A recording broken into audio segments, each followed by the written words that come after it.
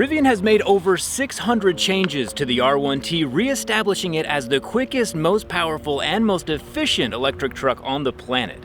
I've narrowed down these changes to my top 5, starting with power. The second generation quad motor R1T has a 0 to 60 miles per hour in a mind-blowing 2.5 seconds. Oh shoot. When companies tout 0 to 60 times, it's important to look at how those numbers were obtained. Usually it's done on a drag strip like this one, which has a prepped surface, meaning glue is sprayed down on the ground to make sure the tires have as much traction as possible.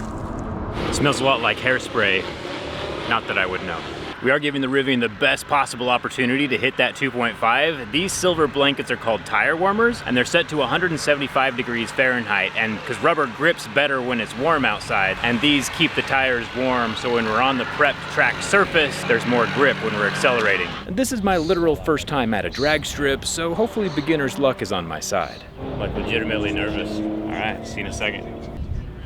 Rivian has completely re-engineered all 4 motors in the side of this thing. I'm like legitimately nervous right now. With a massive 1,025 horsepower and a 0 to 60 of 2.5 seconds. Foot on the brake, pedal, 2 hands on the wheel, straight, floor it.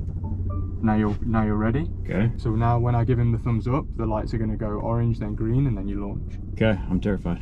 Let's do this. Oh. My eyes are like in the back of my skull.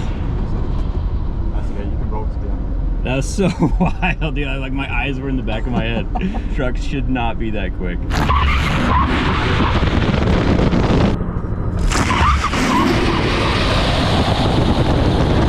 That is so fast. Zach did not crash. I was nervous for him. Woo, baby. Ah, my leg, I'm like shaking right now. That was crazy. And like the first gen trucks, they are not slow trucks. I've never been that fast in a truck before. Well, not many years ago, you had to pay hundreds of thousands of dollars to go anywhere near that. Oh. My legs were like legitimately shaking. That is so much power, so much power. Yeah, what was your time? 2.59, right there. Perfect. That was crazy. For reference, the Cybertruck has a 0 to 60 of 2.6, also on a prep surface, so it's a fair comparison across the board. When a truck has over 1,000 horsepower, I feel like we have to come up with a new naming scheme, like 1,000 watts is a kilowatt, maybe 1,000 horsepower is a kilohorse. I might need to brainstorm on that one a little bit more. Thing number 2 that I want to mention though is an electrochromatic glass roof on the ceiling of the R1T. Rivian has integrated a PDLC into the glass roof of their vehicles, meaning that it can change color in the sunlight, going from clear to tinted in just a few seconds. That's on, and that's off. With just the press of a single button, the electronically tinted glass roof instantly goes from translucent to opaque. It does have more of a milky vibe, but it does block out the majority of everything. And speaking of buttons, the third thing I've noticed is that there's a brand new software experience coming from the same 2 very large displays. There's a blind spot camera that appears every time I press the blinker. There's 11 different cameras positioned around the exterior of the truck. When combined and added up, have more megapixels than any other vehicle on the market. And all the camera images are displaying in 60 frames a second, which is the frame rate that things should be in. Let's go through some deep water. As well as the additional frame rates are better for reaction time. The sooner you can see something, the sooner you can react to it. And using some crazy NVIDIA processing power, the Rivian Refresh has 10 times the computing power of the original to take all those camera images and radar and process them together for the whole autonomous driving thing.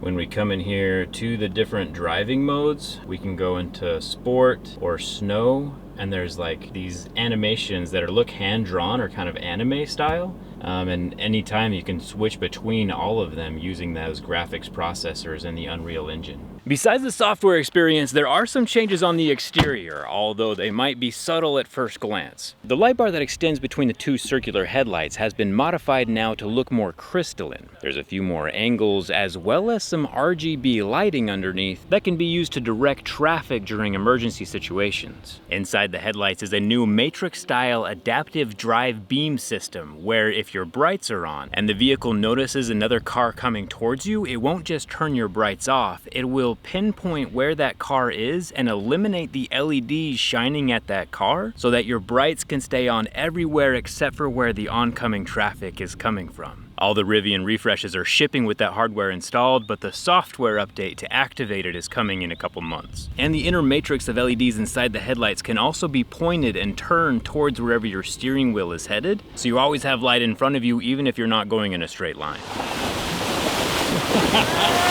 I got the quad motor here, I stole it. This is a drag racing one. Heck yeah, dude. And you've got the other one. These puddles are ginormous. I know, that's it. I might have lost the GoPro.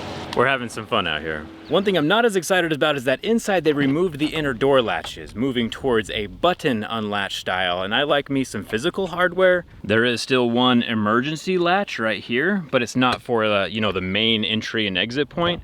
And then back here, the emergency latch is underneath this piece of trim. An exterior design change I am thrilled about is the new wheel covers. Not only do they look extremely unique while the aero is in place, but when it's snapped off, it's still a perfectly presentable, good-looking wheel. And I hope they make a version of these that fit the off-roading tire as well. With how tight the clips are, I'm pretty sure it would handle full send around a drift track.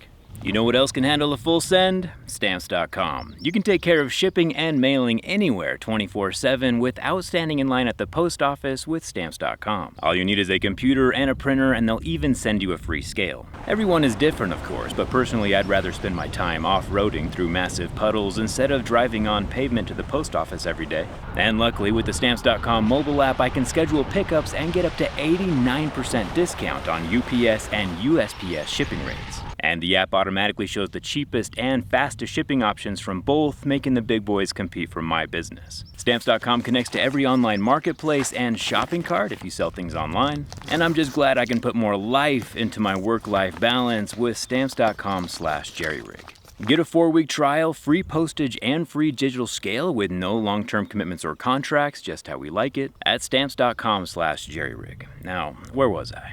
Ah yes. Probably the most technical improvement that you can't see from the outside, but the biggest deal for Rivian's future. And that's number 5, a completely redesigned battery pack. Now the battery pack has more capacity with the max range of 420 miles, and it's much easier to service. The electronics inside of the truck have been completely reworked to eliminate over 1.6 miles worth of wiring, which is about 40 pounds worth of copper. A lot of this was accomplished by reducing the total number of electronic control units. The ECUs are like the little computer brains running different areas of the truck. Rivian has gone from 17 ECUs down to just 7. And to further decrease cost in components, instead of needing physical plugs for each harness, the plug housings are molded permanently onto the remaining VCU bodies, which saves Rivian a ton of money, hundreds of dollars for each plug, and is an incredibly smart move. The battery pack also does not need to be removed anymore to service some of the components. It can stay mounted in the vehicles, which saves repair time for both Rivian and the customers if a component does fail. It's not in the shop for as long. Unfortunately though, even with all the battery pack reworking, we are still only have the 2 110 volt plugs, and Rivian does not have 240 volts or the ability to back up a house like the Ford Lightning, Cybertruck, and the Silverado EV all have. Dan, we've done a lot of stuff. I've done off-roading and filming, but I did not do the rally mode. What were your thoughts on that? For being a pickup truck, it's actually insanely good at rallying. And so it already is one of the most capable off-road trucks. And so just to be here with the professionals do it, I don't know if I'd do it if I owned it, but it is incredibly capable, like on-road and off-road. I love that they showed us what it can do. Is there such a thing as too much power? No, you gotta have as much power as you can, as much horsepower.